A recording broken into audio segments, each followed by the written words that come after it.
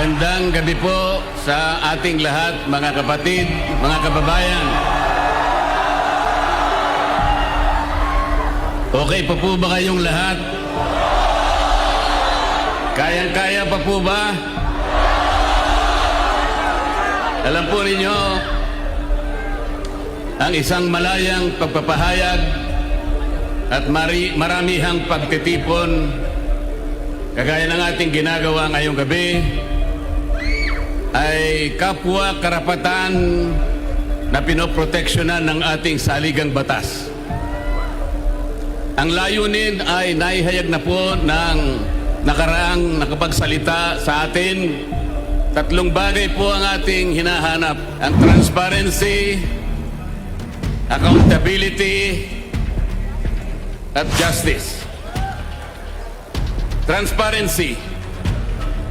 Sa konteksto po ng ginagawa na pag-uusisa at pag-iimbestiga sa mga anomalyang paglalatag ng flood control project sa ating bansa, ito ay dapat lantad, bukas, katanggap-tanggap at makatotohanan.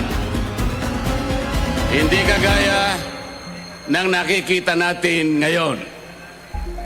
Nagbulag-bulagan sila sa mga tuntunin sapagkat ang pinag-uusapan natin ngayon, mga kababayan, ay halos 1 trilyon piso na nakulimbat sa kaban ng bayan. Ito na po siguro ang pinakamalaking pagnanakaw sa kasaysayan ng Republika ng Pilipinas. At ang katarungang ito ay siyang magdadala ng biyaya ng demokrasya na ating pagsasaluhan bilang isang bansa. Salamat po sa inyong pagkakaisa. Salamat po sa inyong pakikiisa sa ating pamamahala. Mabuhay po tayong lahat. Maraming salamat po.